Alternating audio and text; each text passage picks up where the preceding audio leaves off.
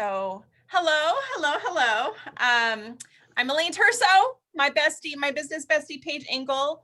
Her and I love to teach. We're always teaching something somewhere, always. So, if you have never taken a class with us before, be prepared to go, oh my God, there's just so much information because we don't hold anything back. We do not hold anything back. So this class is specifically for, we wanted to be able to capture the people who are like at the point where they either need a team or have a team, and there's a lot that goes in with that. There's a lot of fear. There's a lot of how do I do this? How do I do that? It's like taking on a whole nother role within your business or your company. And so we really wanted to kind of give you some tools. The workbook is the tool, and we're going to kind of go through it together. We only have an hour. So normally we do this kind of thing in a 5-day thing where we're doing that will be in April. We'll be going into more detail about this stuff in our April class, but this is at least to give you something to start, and then get some of that work done. And then if you decide you want to come back in April and take the longer version where we go into more detail, by all means. If you're like, I can't wait, I need help right now, well, we're available for hire. So just throw that out there. So Paige, do you want to do a quick intro of who you are? Sure. I am Paige Engel, and I am a visibility strategist and travel entrepreneur, plus a lifestyle influencer. And my main goal is teaching people how to actually navigate within the social media platforms, like the actual how to work Instagram, how to do YouTube, those types of functions. One of the reasons why Elaine and I are working together is the fact that she is all about mindset, strategy, and accountability. And I am all about education, accountability, and, strategy. So it was a perfect mix of us to be able to come together and help our clients and our friends and our fans and followers get to the next level. You definitely have to have a baseline, a foundation, and then that's what you would definitely get with Elaine. And then from me, my part of the puzzle is about visibility and how to get yourself out there and kind of get over those humps to be able to be visible and be in front of more people and share your light with the world. So we are super excited that you are here for this 1-day masterclass. We have a lot to cover, so we are going to hop to it. If you have any questions, there will be time in between the different sections that we do that you can always ask questions. And I would just ask if you know anyone who may want to participate in our full masterclass that we're going to be having in April. I encourage you to share our post when you see them come up with someone that you know could benefit from our masterclass. So, with that, Elaine, take it away. All right. So the first thing we're going to talk about always, and before I talk about any strategy, we always talk about mindset every single time, because I could teach you all the things till I'm blue in the face. But if our mindset is not where it needs to be, none of that is going to sink in, right?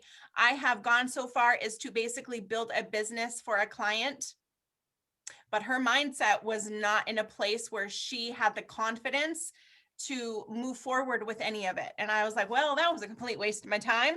She wasn't ready. So I have learned from that and said we have to do a lot of work with mindset. And when we are in this, like the crossroads of our business, where we're so overwhelmed, we are doing all the things, and gosh, we would really love some help, but right, there's that little but in there. We got to work on the mindset first. So the type of mindset we're going to work on first is a CEO mindset, because you are all CEOs of your own company, right? And so that's what we're going to talk about. So the first thing, the first pillar to a CEO mindset is consistency and discipline. And so how are you showing up in your business? How often, how consistent are you showing up in your business? Is it kind of hit or miss? Or are you consistent with being visible, with being showing up in your business? Are you in alignment with your values? So are you showing up in your business based on what your values are? So important. So because what we want to do is we want to show up in our business in alignment. When we are not in alignment, we are basically going to be in stress and overwhelm, trying to take on all the things, trying to do all the things. Instead, stress and overwhelm is an invitation to get back into alignment and say, okay, hold on. What am I doing? What's my purpose? What's the priority? And having the discipline to be able to take a step back and reevaluate. Does that make sense? I see some head nods, so that tells me I'm good. So my question for you around this topic is, how are you going to hold yourself and your team accountable? Accountability is not about shame. It's not about putting people down. It's not about calling people names. It's saying, did you do your job? Yes or no? And if you didn't do your job, what are the consequences of not doing the job that we needed? If you need references on accountability and vulnerability and shame, Brene Brown is my favorite resource. If you are familiar with her book, Dare to Lead, I'm a certified Dare to Lead professional. Love, love, love her work. And I reference it all the time because it is so invaluable. Any questions about consistency and discipline? Okay, so let's talk a little bit about my favorite topic. And that is, what is the difference, right, between faith, trust, and action? Yeah, exactly, Janet. I mean, there's a couple of things. I mean, Elaine talks about this all the time, that action cures your fear. Elaine happens to call fear the other F word. So that's the other F word. And really, when you're talking about having faith in your business, you want to have faith in yourself. You want to believe that you could be a vehicle for change, right? And you want to learn about what you and your team can do to grow together and trust in your abilities. Okay, so who here, from a show of hands, who here has ever thought about taking action, didn't take it, and then saw someone else do it, and you're thinking, man, I should have took action? Has that ever happened to anyone? Girl, I have the perfect story for that. Okay, go ahead. Listen to this. I thought of Stitch Fix before someone else thought of Stitch Fix. 10 years ago in my Facebook memories, I talked about, like, I had $1 million idea. And then I was reading through the comments. I'm like, oh, I thought of Stitch Fix way before Stitch Fix was a thing. I didn't take action. And now look, somebody's got a $1 business because they didn't have the fear that I did. I ain't got the money for that. I don't have the money to do that kind of thing. Mm-hmm. And look at you now. Look at me now. And we order from Stitch Fix, right? So just think about that and just trust your abilities and trust your gut. I mean, a lot of times you may hear other people say things like, oh, you should be doing this, blah, blah, blah. But if you know that it is not completely in alignment with what you're supposed to be doing or how you're supposed to be building your brand, it's okay to say no. Yes, no is a complete sentence. Right? It's okay. And if you don't feel comfortable saying that, just say, Paige and Elaine said that I could say no. It's okay to blame us. It's yes. right. And you can give them my number because I will tell them that I told her no. Right. Janet, what do you want to say? Oh, do you want us to like wait to the end to ask questions or ask questions now? We're very interactive. Okay.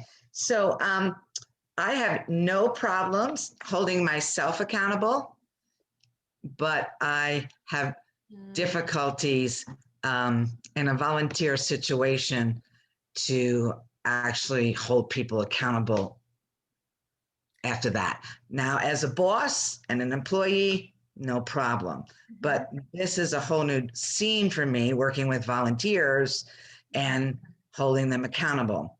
What I have learned, and I have to give Lisa Condren a shout out for this, in our last Diamond meeting, she talked about accountability is 95% of motivation. Mm. And I have just been experimenting with that. Yeah. And I've just been like treading water, like asking people to volunteer with this. And like, oh, thank you for that. How long will that take? Did you need any support around it? And I've just been like just sending things out, you know? I don't get a lot of volunteering for what I'm asking for, but what I have done, it's actually been working, and I've been very fascinated. It's like an experiment I'm doing. Yeah. Yeah. So I have a really good resource that I love when I need to have what sometimes accountability, holding someone accountable can feel like a difficult conversation. And so there is a Simon Sinek, love him. Anyone else a fan of Simon Sinek? I just love his very down to earth approach. And there's a video about how to have a difficult conversation. And he talks about the three things that you need in order to have this difficult conversation. I'm going to see if I can remember them. But he talks about you need these three things, and it doesn't matter what order it's in, but they all have to be mentioned. And so it's a specific incident. So not all the time, but on Thursday when right, it caused me to feel certain way. And if that continues, I worry XYZ, right? So it's kind of like this really interesting frame that he does. And it was funny because my husband and I showed this video to him because he needed to have a difficult conversation. And so he was like, wow, that is really fascinating. And I'm like, he goes, have you used this on me? I was like, maybe. But just Google it, like Simon Sinek, difficult conversation or hard conversation, and it will show right up, but it's really, really, really good. So number 2 was faith, trust, and action. Number 3 is taking risks. The third thing you need for CEO mindset is to take risks. And it's being able to take risks at a different level. So where you are compared to where you want to be, but being able to have like that faith in uncertainty. There's no guarantee that what you try is going to work.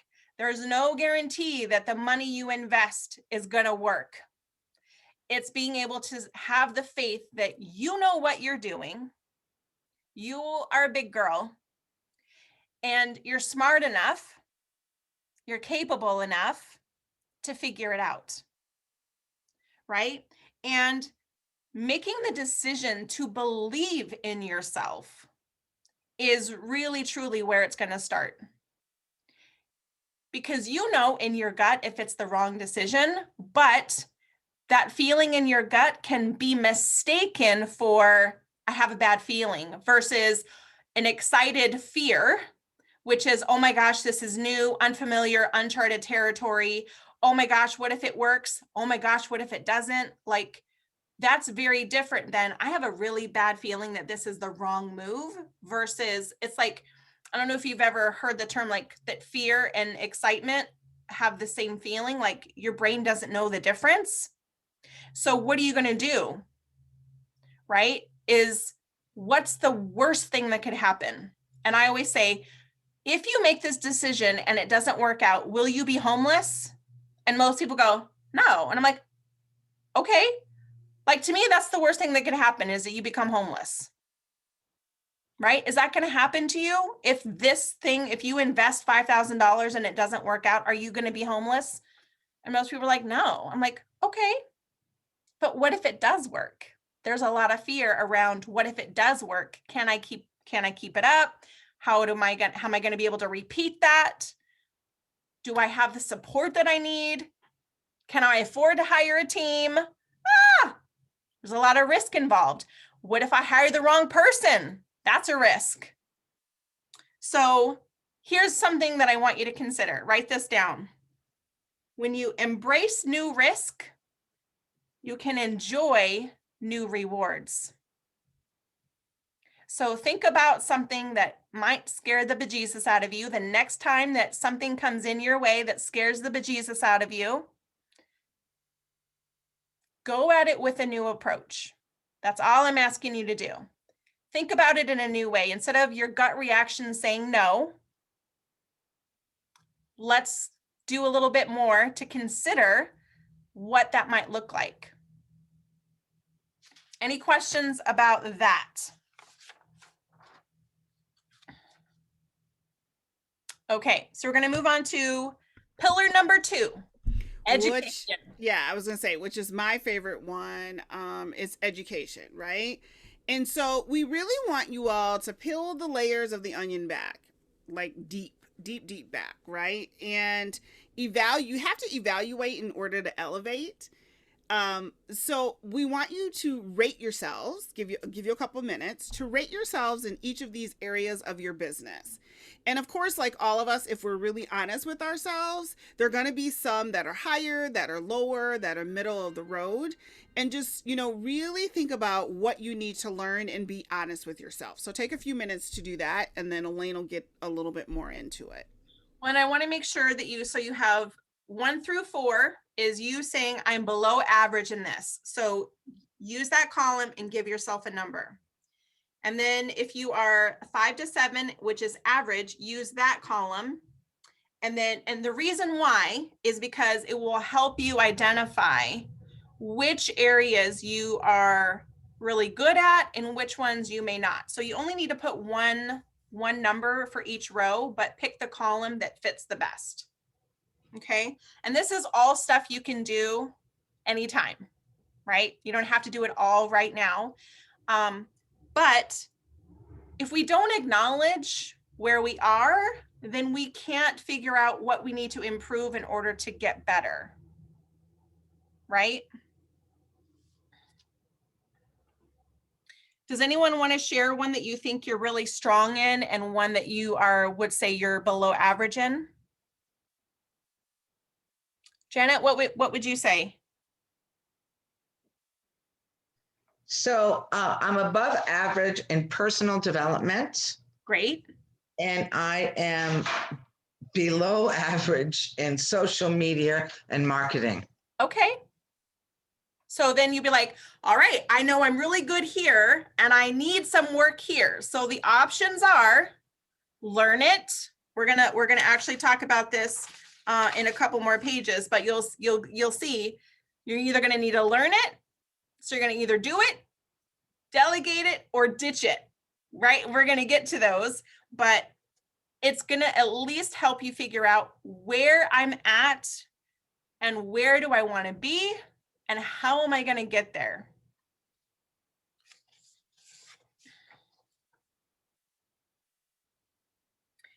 And our next section that is also part of education is what got you here won't get you there. There's actually, that's like one of my favorite quotes. It's actually the quote it's the title of a book. I haven't read the book, but I love the name because I just think it's so true. Everything you have learned up to this point has gotten you where you are, and that's great. But in order to get where you want to be, you have to learn something new. You have to do something different. You have to be able to fill that gap. And so there's some examples in the worksheet about what's gotten you here to the current state. So the example is I'm doing my own social media content. It's a lot of work. In order for me to get there to the next level, in order to free up my time, because my goal is to get 12 new clients, I'm going to need to hire somebody to do that for me. Do you see how that works?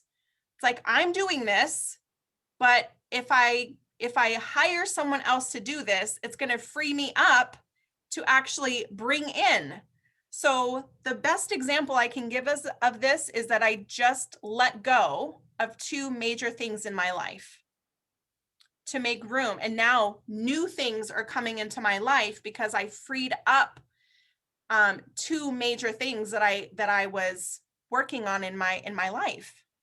So when we can let go of something, we can invite new things to come in. Do you see how that works? Right, Michelle? We only have so much capacity. You can only do so much, right? Or even have a desire to learn about it. Right. And if you don't, if you're like, you know what, I don't really care to know, then find someone who is an expert in that, right? And bring them on as part of your dream team. So when you think about hiring people, here's something I want you to consider. I know as CEOs, we think we have to be the best and the smartest and the greatest, but I actually want you to consider to hire someone who's smarter than you. It's not a bad thing to hire someone who is smarter than you are. The learning opportunities that you will give yourself and what you'll be able to learn from them and what they can learn from you, it's going to be a beautiful thing. But you have to be willing to let your ego take a back seat and say, you know what? I love that you see it from a different perspective. I love that you know how to do this thing that I don't know how to do so well. Fill the gap. If they know how to do all the things you can do, okay, great. But what about, can they do the things that you can't do well? Right? That's really truly where I want you to start thinking about, is when you're looking for people to bring into your company, what can they do really well that you're not great at? And then, have you guys ever heard the term of an intrapreneur? So you have an entrepreneur and an intrapreneur, very different. So an entrepreneur is typically the person who owns the business, who runs the business. An entrepreneur is someone who could be the great, like you could groom and train them to become the CEO of your company. So it's someone that you trust them to do their job. You don't need to like micromanage them. You say, here's what needs to get done. What support do you need from me? Okay, great. And you trust them to do their thing, right? You give them opportunities of time, you give them freedom, you give them creativity, and they are in charge of their own success. That is an entrepreneur. So when you are looking for people, instead of just looking for people to just do tasks for you, what if you looked for someone who had the desire to potentially take over your company for you someday? So maybe you'd like to retire. So just some things to think about as you are thinking of having these level up to scale up conversations with yourself of, I need to get to this next level. What do I got to do?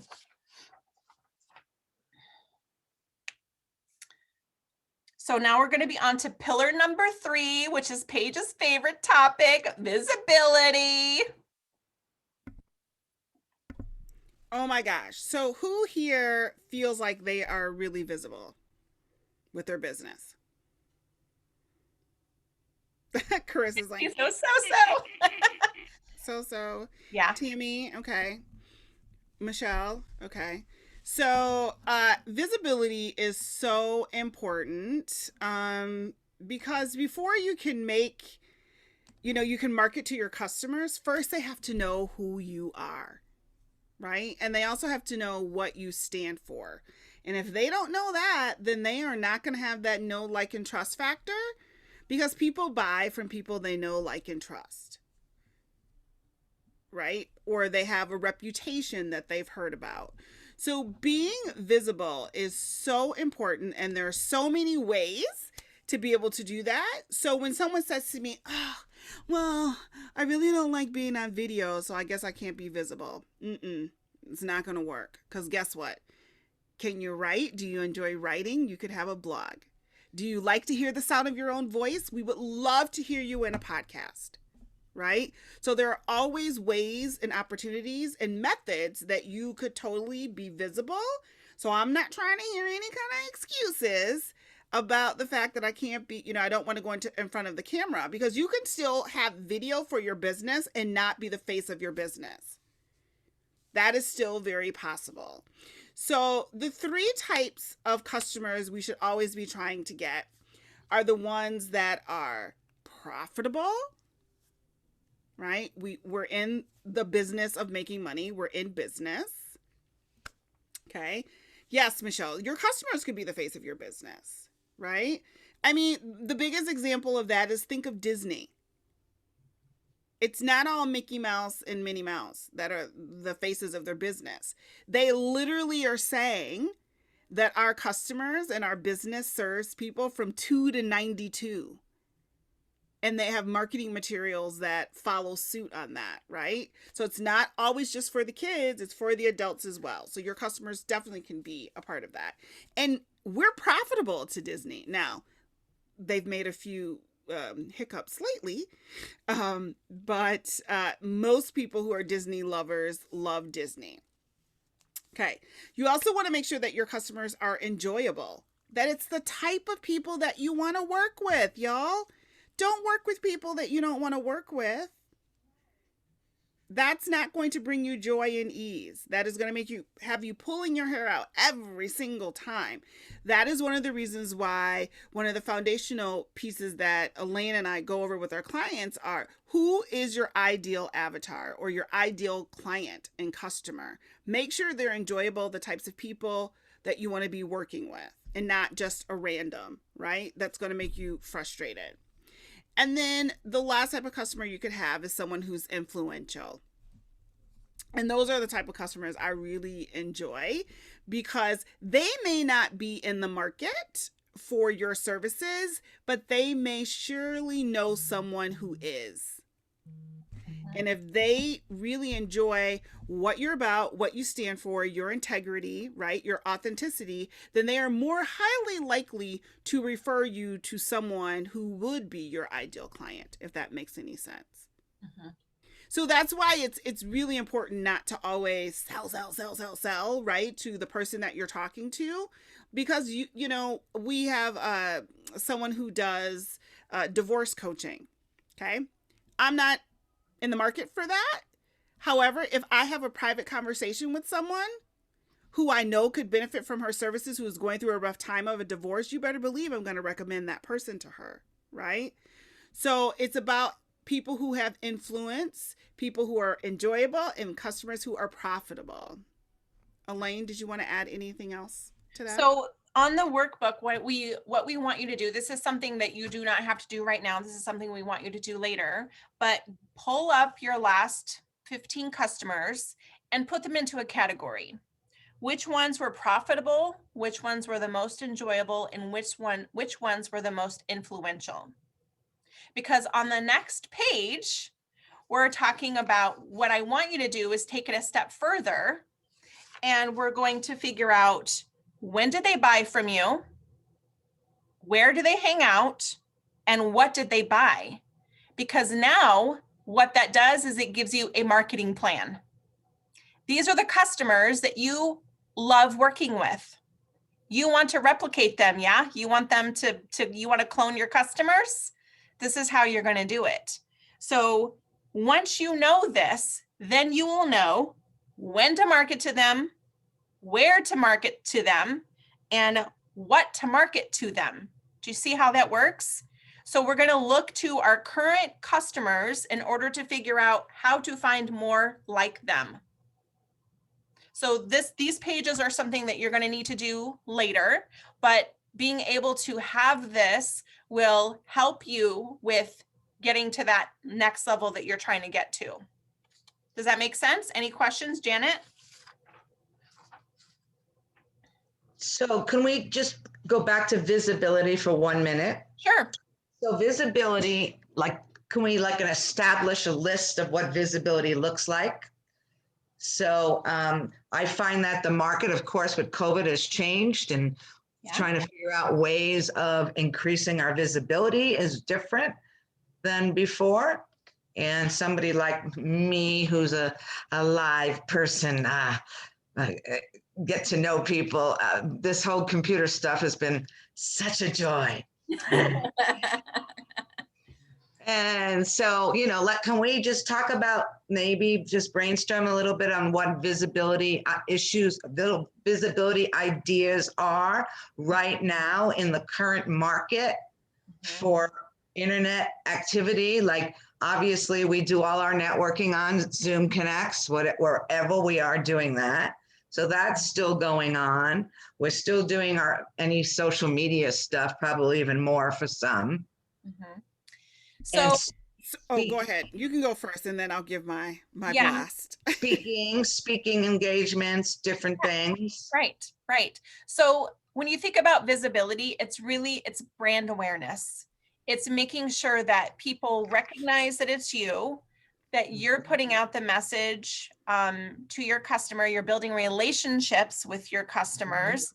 That's really what marketing is connection. It's building Yeah, sure. right?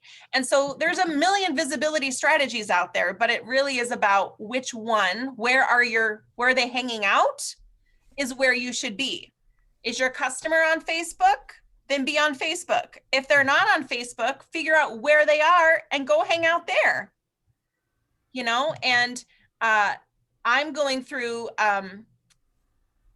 Paige is forcing me to do this 28-day video challenge. And so I am, it's almost like I feel like I'm starting from scratch on a new platform and trying to build awareness. And I have to be patient. I'm like getting irritated that it's not happening right away. It takes patience and it takes time to build up your visibility. It's not going to be an overnight thing. That consistency, that discipline is so vital to your visibility and branding strategy. Yes to all that Elaine has said. But the one thing I will say, Janet, is that you said that what are the new tactics and rules? There are no new tactics and rules. These are the same rules that were in place prior to what's happening in our communities right now. The difference is that now you really have to double down on it because there's more people in the mix. That is the difference. That's number one difference. The people who were doing the in-person speaking or the Chamber of Commerce and all those things, those activities have, gone to almost zero in some communities. It's like, yeah, now you guys are thinking I should probably be online, but how do I do that like effectively? And that's not a waste of my time. And that's where the strategy comes into play. You want to make sure where for me, that is the big thing. You want to know where your clients are. The people who are your bread and butter, where are they hanging out, right? You want to know what they are reading. Are they, if someone was talking about my brand, have you ever seen me talk about Walmart? What store, any one of you? About Target. That's right. That's the store that you've seen me talk about is Target. So that would venture to say that if you were trying to market to me, you would choose something that was on that Target, Nordstrom's. Well, she probably watches HGTV and she probably likes Antique Roadshow or the, Great British Cook Off, right? Those are the things that you would be targeting me for. And that's what you want to know about your clients and your customers. Where are they hanging out? What type of messaging, what's the type of messaging that's consistent among those brands, right? That you can use for your target audience. Okay. Like I happen to know with my education piece that my target audience are women who are pretty tech savvy, but all this new, excuse my language, all this new shit coming on board. They're like, where do I even start? Right? How do I even navigate that? And I know that. I know that it's not necessarily as intuitive as it is for me as it is for everyone else. So when you're thinking about visibility strategies, you got to think about one, what you like to do. Do you like to write? Have a blog. Do you like to talk? Have a podcast. Do you like to be on video? You can do all three from a video, right? So you have to figure out where you want to be and what you like to do. And second, where your clients are. The platform that you're on may not be where your clients are. If you are selling, best friend hair bows, you better believe you need to be on Instagram or even Snapchat, because that's where the cheerleaders and the young girls and all the people who wear the hair bows are. They are not on Facebook because it's for us old people now, right? But if you are talking to empty nesters, baby boomers, right? Facebook is where it's at. So you want to make sure that you are in the place where your audience is. And if you don't know who your audience is and you happen to have any sort of professional or business page on Facebook or Instagram or even on YouTube, they have analytics and insights. It's called Insights on Facebook and Instagram, and analytics on YouTube, and Twitter has a few. You can see who your audience is and what those age ranges are. And it's very important to see those things, because you might be surprised. You may think that you know who your audience is, but you might be surprised with some of the numbers. And especially also where they are geographically. Okay. So you want to make sure that you're looking at all those numbers to find out where they're at. Like, you may think, oh, all my people are on Facebook, and then you go to Facebook and then you look at Instagram and you see that your numbers are through the roof, your engagement is through the roof. That would be your indication to do more on Instagram, right? Where are people buying? And you could easily ask your clients, how did you find out about me?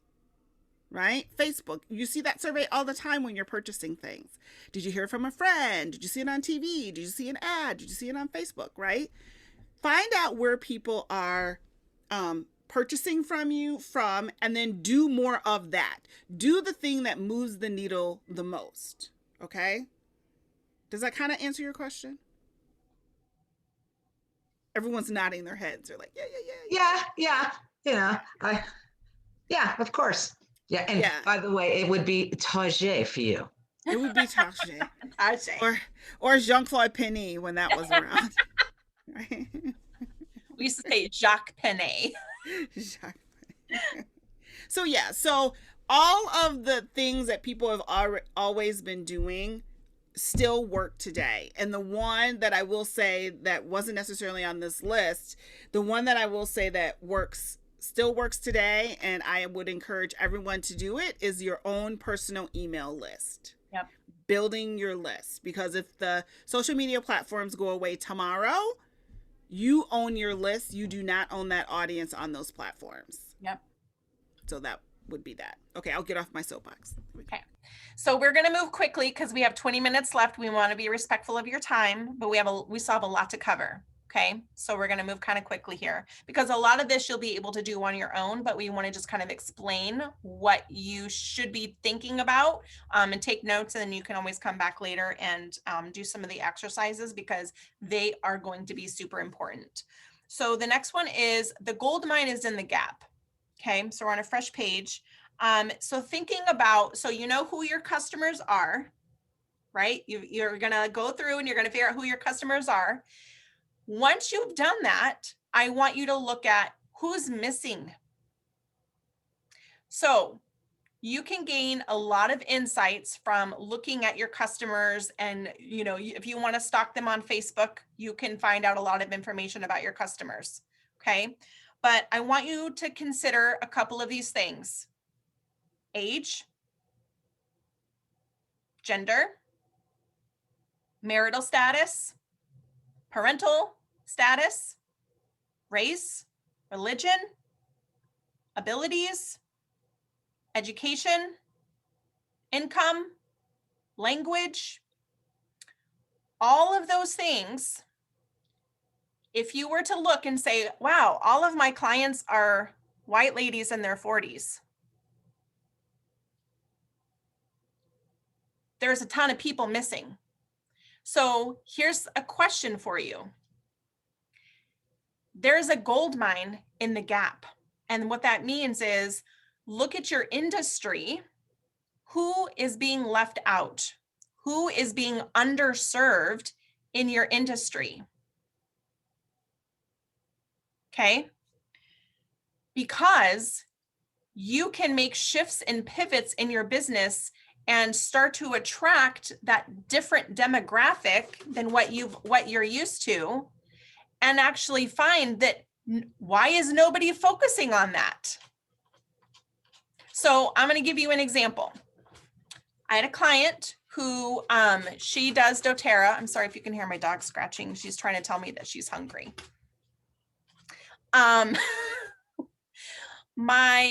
She sells doTERRA. And I said, do you provide, does doTERRA sell to men? And she's like, yeah. And I'm like, I never see men being marketed to with essential oils. I said, do men use essential oils? And she's like, yeah. And I'm like, I know they do too. Cause my husband was like, do you got some of that stuff? And I'm like, why don't you stand out from the crowd, all the people that are just marketing to women? And why don't you reach out to the gay men population? She's like, oh my gosh. And I'm like, that's your gold mine. If there's a million people out in the world that do what you do, how can you stand out? How can you disrupt the industry and stand out? That's how you do it. You be intentional about who you want to attract. Okay, so think about that. The other one I forgot is the LGBTQ plus population. Oh, and also abilities. Did you say abilities? Yeah, I did. Okay. So Okay. different, whether that's, disabilities or differently abled. There's all kinds of terminology for it, but people that may not have two legs, people that may need, that need assistance with, they might be sight impaired or hearing impaired. How can we make accommodations in our business to serve everyone equally? Okay. So the next one I'm going to let Paige do, which are activities or opportunities in disguise. Yes. So some of the ideas for the gold mine are networking, starting a mastermind. Are there any other like-minded people that you could facilitate a mastermind for them to bring them together to share their ideas? So, it's that rising tide lifts all boats mentality. What about creating an event? And normally it would be like a retreat or a workshop, but now you can even just do a virtual event, right? People can learn from you from the comfort of their own homes, just like we're doing today. Make sure that you have a really good strategy for follow-up, right? The callbacks and circle backs to people. Like if you have a whole list or someone replies, like I just sent out an email newsletter yesterday, and I told people, hey, if you want to chat, I'm here to chat. Things are so crazy right now, reply to me. And I had 27 people reply from that email. So it's like, they're lonely. People are lonely. They're writing like dissertations. But you can invite that type of engagement, right? So that shows, so not only did people open up my emails, but they actually converted and clicked something on there, right? So make sure you're providing those types of opportunities. What about creating an active social strategy, right? And not just face to face, but maybe if you are a polka dot or you're in a women's group and you have an opportunity like eWomen Network or Polka Dot Powerhouse, or I'm in a personal one here. Oh, here's Blueberry. I'm in a local one called Professional Dimensions in my area. Coming up with the active social strategy to say, you know what? I am going to connect with 10 women in the next 30 days. Okay? 10 new women maybe new, old, whatever. But if you're working on a new project or you're going in a different direction, connect with people to let them know what's going on, right? And then they're like, oh my gosh, I could totally use that, or my cousin could use that kind of thing. Consultations, one-to-one connects with people, like we're saying, and even snail mail, right? Good old snail mail. Send out a little package. I have a whole, here, I'll just bring it up here, right here next to my desk. I have a whole little container that I buy of little gifts, so that if I have a nice connect with someone, I'll just send them off something, right? And it's like super fun things like, do you guys know what this is? It's to carry your shopping bags. You put the little plastic bags in, That's cool. right? So if you got this in the mail, you'd be like, one of those. oh, right? Oh wait, I do grocery delivery, but I still need one. You need one? I'll send you one, Carissa. Okay. So it's like, so Thank there's, you. you know, just like I have a little hand thing here. The other thing No that more I have, breaking all your fingers. no more breaking all your fingers. But see, I'm that girl where I will not make 2 trips. I'll carry like 27 bags. Right? Right, And so you exactly. hook them, you just hook them onto this, and there's that. But then there's also this little thing. That's Can you guys see amazing. this? Yeah, the door opener It's the or door whatever. opener, and then you can press the little buttons, right? So it's like, send something in the mail. Grab a little, I mean, this probably cost me $20 to fill this little thing up. So use snail mail and make those connections, because that's the thing that's going to take your business to the next level. Okay? Right. And everything you do is an opportunity, right? If you really think about it, it's an opportunity to meet new people, to get new clients, to make new connections, for collaborations, for all kinds of things. So be intentional and say, I'm willing to participate in XYZ. How many times a month? How many times, you know what I'm saying? You have to be intentional, and you get to decide what that's going to look like for you. Okay. So on to pillar number 4 is going to be, we're going to talk about company culture. So I'm going to just kind of go over these quickly. But number 1, what is your exit strategy?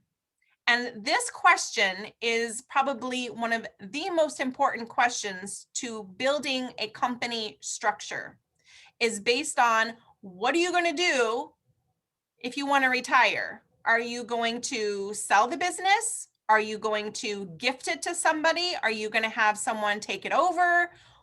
What happens if there's a tragedy and something bad happens to you? What happens, right? Do you have the proper paperwork in place to make sure that your customers can still be cared for? So this is where, when you start bringing in team members, that you can groom someone to take over as CEO. Okay. The second one, your company culture. Do you want your team to be really open about their personal stuff coming to you, or do you want to keep things really professional? Do you want to be invited to the happy hour, or do you want to say like, no, like, you get to decide that. But it's, what kind of environment do you thrive in? And what is the most important thing to you as a leader when you are building that company culture? What is so important to you? Do you want everyone to feel included? Do you want to make sure, like last night, y'all, if you do not watch Zoe's Extraordinary Playlist, holy cow, last night was a very great episode on company culture, right? It's uncomfortable, but it's the reality that we need to all be mindful of. The next one is, how will your company stay in alignment with its values and culture that you will create? And what activities are you going to do to implement, right? So do you have a mission statement? Do you have an inclusivity statement? Do you want to implement a rule? Like there's, I think it was on Clubhouse, I heard this really great analogy that if someone makes a decision in the company that is 100% in alignment with the values and it doesn't work out, they're not in trouble.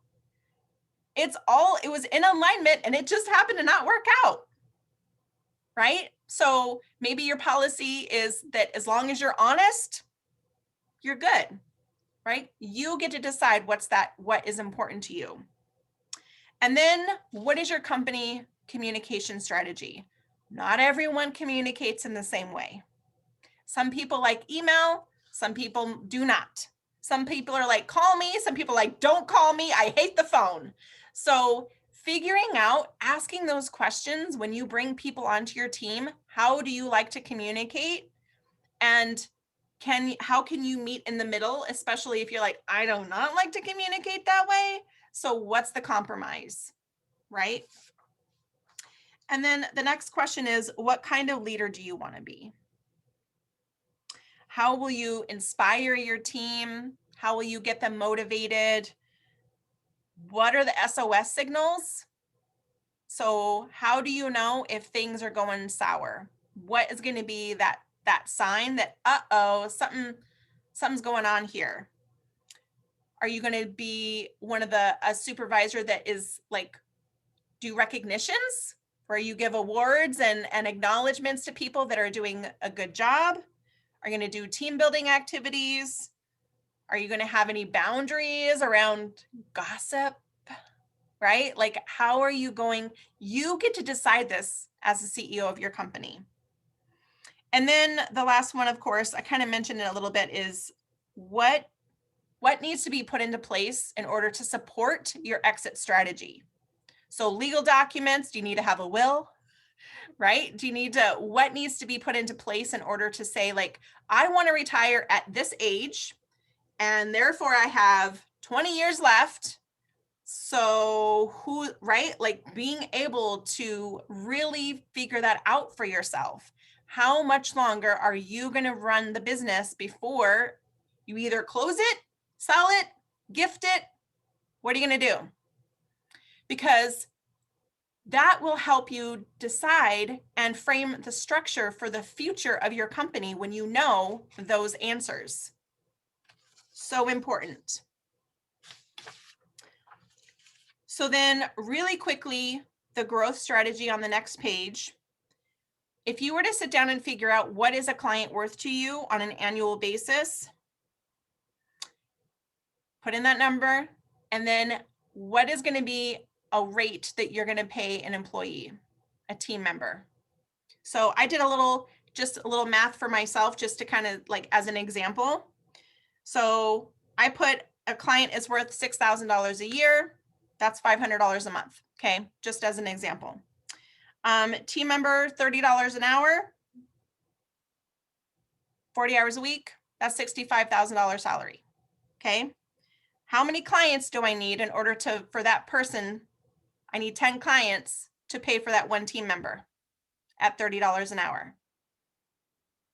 What's your time valued at? So I heard recently, I was like, ooh, I really like that idea, is to pay yourself as if you were only working a 10-hour work week. So because all of the stuff, how many hours are you actually working on income producing activities? So I said, okay, fine. I'm going to go high. I'm going to say $150 an hour at a 10-hour work week is $78,000 a year. That's 13 clients. So do you see there, like, how do you figure out? And Carissa here is excellent, by the way, at figuring out man hours. And she has a whole big giant team and figuring out how she's going to pay herself, pay her team, have a profit. Connect with Carissa if you want to learn more about that. Just saying. Okay. And then how are you going to onboard new team members? Who's going to be responsible for that? And I'm going to give you a trick on how to train a team member. Are you ready for this?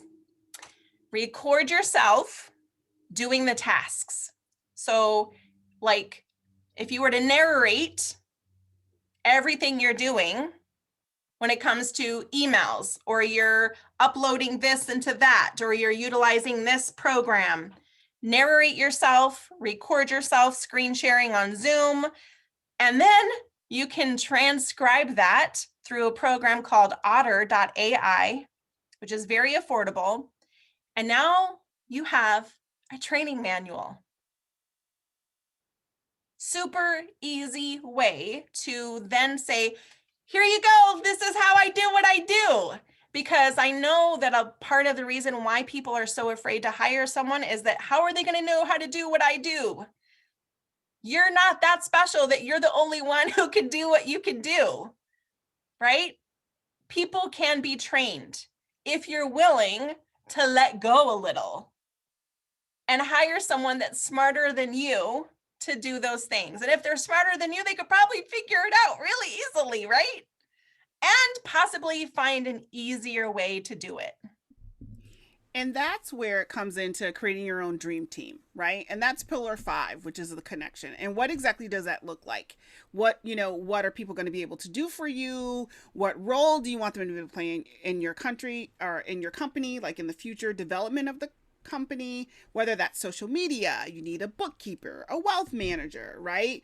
VAs, all that kind of stuff, a social seller, someone who is a liaison between you and the clients. All of those people play a part of your dream team. Okay. And then when it comes to hiring people, you want to make sure that you have some sort of strategy and plan in place for them to pay themselves their own salary, right? So that you aren't taking from yourself to pay them, that they are actually upselling existing clients, following up, finding new clients, right? Using email marketing strategies, giving you leads to consults, all of those things. You want to make sure that they are doing the activities that bring in the income. Okay. And so you're probably thinking to yourself, okay, so that's all well and fine, Elaine and Paige. There's all this stuff, but there's all this time. And I don't have a lot of time. Well, how am I supposed to make all this stuff happen? So here is the one thing we want you to walk away with today. And I'm going to let Elaine talk about this, but I'm going to tell you about it. It's the do it, delegate it, or ditch it strategy. So if there's anything that you take away from this afternoon, it's that. Okay. So Elaine, talk a little bit more about that. So what I would encourage is write down everything that you do in your business, all the shit, all the tasks, all the things that bog you down, the things that you're supposed to do, but you put off because you don't really like doing it or you don't know how to do it. Write it all down. Then you get to come back and decide which things am I going to take ownership of. I'm going to say these are my responsibilities. Then there's going to be, I don't really like doing that. I don't know how to do it. I don't want to do it. Those are things that you can delegate. Those are things that you can hire somebody to do for you. Okay. And then there's the ditch it. So sometimes we have things on our plate that really don't actually need to be there. They're shoulds. You should do this. You don't have to do it. And if you don't want to do it, you could delegate it. And if you don't want to delegate it, then ditch it. Get it off your plate altogether. So this will help you figure out, who do I need to actually hire in order to help me fill the gap in my business, by making a list of the things that you do, the things you want to do, and the things that you are not the right person to do. Okay. And so one thing that I want to share with you, on the last page, I have a little thing here, is that Paige and I have several ways that we can help you. We can help you solo, like you could work with just myself or just with Paige. You could work with us together. And then we also have a brand new service, which is a project management. And I'm actually in the process of, you guys are going to be the first ones to hear this, but I'm starting a brand new website called the Dream Team Directory. And it's basically a matchmaking service for when you need a service like a VA or a website developer or something like that. You'll be able to find that person right on our website. And I'm very excited about it, but it's going to take several months for it to get launched because I have to hire somebody, because I'm not an expert in that, which means that I have to go find an expert. And I did, but shit takes time. So when you are thinking about, how am I going to do this? Paige and I actually love to help people like get that thing done. Like, I'm going to use Carissa for an example because I helped her launch a course. right? And do a workbook and all that stuff so that she could do that thing. She's like, this is not my strength. I don't know how to do this. I've never done this before. She could have spent 30 hours trying to figure it out, or I could say it'll take me just a couple hours and I got it done, right? So we are happy to help you with any of that stuff. And also we have a ton of resources and connections to help you find that person if you don't know where to go. Happy to help you with that. But really what we're trying to do is help you get to the place where you are like, I need people to help me. And let us help you figure out what that looks like, because it doesn't have to be hard and scary. Okay. Any questions? If you want to stay on and ask questions, you're more than welcome to. If you need to go for time, that's totally okay too. But I just wanted to let you know that if you have questions, I'm happy to stay on and answer questions. I know we had to go really fast at the end.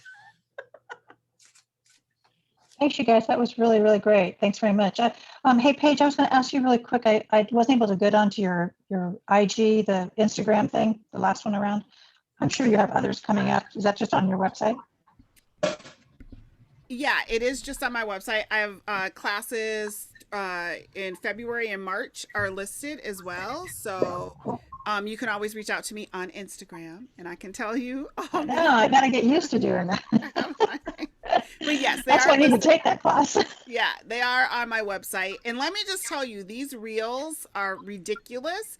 Reels are Instagram's answer to TikTok right now, or trying to be at least. But I actually had two reels actually, but one went mini viral and had like 21,000 views.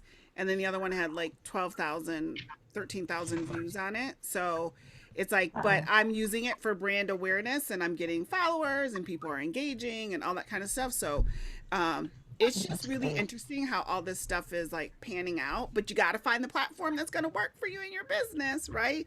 Just because Instagram's hot right now or TikTok is hot, you should be on one of the two, which is why Elaine's doing that challenge, because she's on TikTok.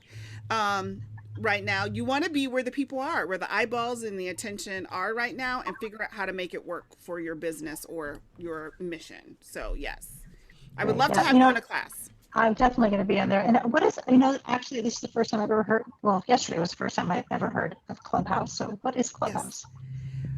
Okay, so Clubhouse is the latest social media platform in the mix. It is an audio version of a social media platform. So basically there are lots of different conversations, i.e. rooms that people are having based on thought leadership, based on shared interest. So it's like a live podcast, and you get to be either a fly on the wall listening to the thought leaders, and or you get to be a part of the conversation and bring value to the table. So that's what Clubhouse is. It's iOS right now, so Apple only at the moment. They're working on an Android version, and it is still in its beta. It's growing like wildfire, and you do need an invitation to join. However, you can download the app and be put on the wait list because there are so many people trying to get in at the same time. So that's what Clubhouse is all about. Elaine has hosted a room. I've hosted a few rooms on travel, like in the travel space. And so there's lots of different things that are on Clubhouse. Thank you very much. It's like being a fly on the wall. I like being a fly on the wall. I just kind of like listen in and while I'm working or whatever. And sometimes you hear some really juicy nuggets and you can ask questions too, but they have rooms for everything. I mostly go to all the business ones because that's what I want to focus on, but some really interesting stuff on there. Yeah, and it's international. So you will hear people from all over the world. So you can go on at 2:00 in the morning and, the other side of the world is talking and sharing. So it's really interesting. Lots of Australians, lots of, there were lots of Asians, but recently this week, China just banned Clubhouse. So yeah, that's what I heard. Yeah. So unless they're using a VPN, they can't get in. But it is very, very interesting. You can learn a lot of stuff. I mean, just as with anything, there is some weeding of things you have to go through. There's some rooms that you just are not going to be interested in, but you scroll past those, and people follow each other. So here's the other thing with Clubhouse is that there's no opportunity to have side conversations. Like there's no messenger function of it. So it's really listening in and providing value and or following someone. The only two other platforms that they refer out to are Twitter and Instagram. Yeah. So Cool. When do you think they'll have the Android, or is that something coming soon? Or I don't know. I'm not on the Clubhouse team, girl. I have think no they idea. said it was either April or May. Okay. cool, thanks. There you go. I went and bought an iPhone from a teenager, an iPhone 7, Specifically. just to be able to, for $150, just to be able to get on that damn app. She did. She's not lying to you. She And said, I send me an literally- it's on invitation. Wi-Fi, so it's Yeah, not she- even, and I don't even take it out of the house. It's just like I'm either listening to Clubhouse or I'm charging it. Like I don't even. Oh, that's a good idea. Yeah. Oh my goodness, I should do that. Yeah. Yeah. So, well, The and reason let us I know. heard it was so cool because I heard it I was on a webinar for startups in San Diego, and they were doing a whole series.